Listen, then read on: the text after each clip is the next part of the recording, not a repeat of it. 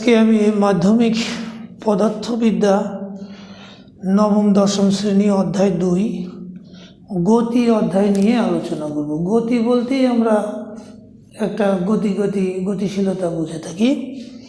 তো এখানে প্রথমত আমাদের এখানে জানতে হবে যে স্থিতি কাকে বলে। স্থিতি না জানলে গতি জানা অসুবিধা হয়। স্থিতি হলো যে কোনো বস্তুর সময়ের সাথে যদি অবস্থানের পরিবর্তন না ঘটে, স্থান পরিবর্তন না হয়, সেটাকে বলি আমরা স্থিতি। এখন আরেকটা জিনিস আছে আমাদের এখানে স্থিতির সাথে গতিতে হলো স্থিতির তাহলে বিপরীত। গতি হলো যে সময়ের পরিপ্রেক্ষিতে বা সময়ের সাথে কোনো বস্তুর অবস্থানের পরিবর্তন যদি হয় সেটাকে আমরা বলি গতি। এখন অবস্থানের পরিবর্তনটা আমরা কিভাবে নির্ণয় করব? এখন যদি বলা হয় কলেজটা কোথায়, তখন উত্তর দিল যে যাকে জিজ্ঞেস করা হলো সে উত্তর দিল যে এটা কাকরাইলে বা এটা কলাবাগানে। তো এখন এইটা দিয়ে কিন্তু ঠিক বোঝা যাচ্ছে না যে এটা আসলে কোথায়। তো যেখান থেকে জিজ্ঞেস করা হলো সেটা যদি একটা বাড়ি হয়, এইটা একটা বাড়ি, তো বলা হলো কাকরাইলে, তো কোথায়, কোন দিকে, কাকরাইল কোথায়, এটা বোঝা গেল না। এখন যদি বলা হয় যে বাড়ি থেকে এটা 21 কিলোমিটার দূরে, তাহলে বিষয়টা পরিষ্কার নয়, কারণ 21 কিলোমিটারটা কোন দিকে সেটা বলা হয়নি, কাজে অবস্থানটা পরিষ্কার নয়। এখন যদি বলা হয় যে বাড়ির গেট থেকে উত্তর দিকে 21 কিলোমিটার, তাহলে কিন্তু অবস্থানটা পরিষ্কার হয়ে যায় এবং তখন এই বাড়ির গেটটাকে আমরা বলবো প্রসঙ্গ বিন্দু অথবা মূল বিন্দু। তাহলে কোনো বস্তুর অবস্থানটা নির্দিষ্ট করে বলতে গেলে এই প্রসঙ্গ বিন্দুর সাপেক্ষে বা মূল বিন্দুর সাপেক্ষে এটাকে বলতে হয়, তাহলে এই অবস্থানটা পরিষ্কার হয়ে যায়। তাহলে এই বাড়ির গেট থেকে ওর দূরত্বটা এটা সাপেক্ষ বিন্দু বা মূল বিন্দু। এখন মূল বিন্দুটা বলতে আমরা মনে করি যে এটা স্থির, কিন্তু মূল বিন্দুটা যে স্থির হবে এমন কোনো কথা নাই। মূল বিন্দুটা গতিশীল হতে পারে। যেমন ট্রেনের মধ্যে দুই বন্ধু যদি দুটো চেয়ারে বসে থাকে খানিকটা ডিস্টেন্সে, তাহলে ট্রেন গতিশীল আর স্টেশনে দাঁড়িয়ে থাকা মানুষটি কিন্তু স্থির।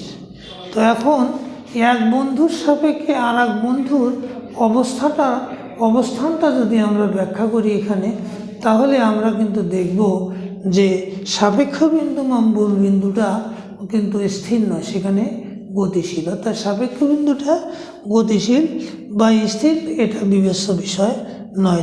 এখন আমরা দেখব যে গতি কত প্রকার। আমরা 5 প্রকার গতির সাথে পরিচিত। গতি কত প্রকার ও কি কি?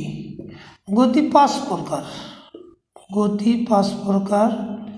যথা আমরা 1 নম্বর গতি, এটাকে আমরা বলতে পারি যে সরল রৈখিক গতি। সরল রৈখিক গতিটা কেমন? যে কোনো বস্তু যদি এরকম সোজা পথে চললে সেই গতিটাকে আমরা বলবো সরল রৈখিক গতি। আবার 2 নম্বর আমরা বলতে পারি ঘূর্ণন গতি। তো ঘূর্ণন গতিটা কেমন?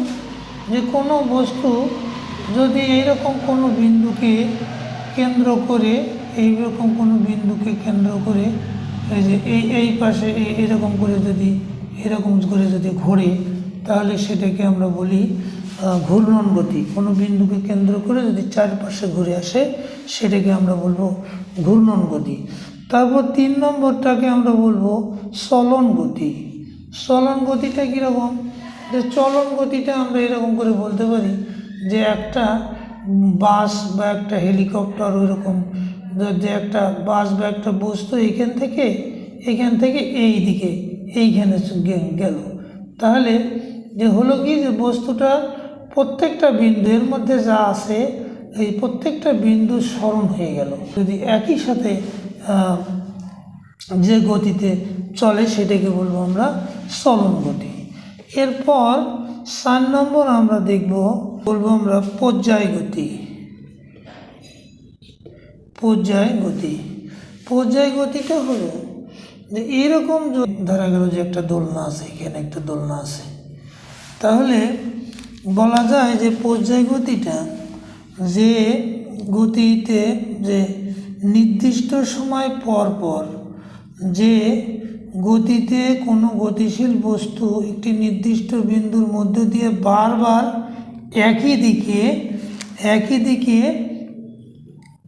স্থানান্তরিত হয়, এটাকে বলবো আমরা পর্যায় গতি। আর পর্যায় গতির একটা উদাহরণ দিতে পারি, যে পর্যায় গতি যেমন হৃদস্পন্দন, এর গতিটা বারবার একই রকম হয়, হৃদস্পন্দনের গতি পর্যায় গতি।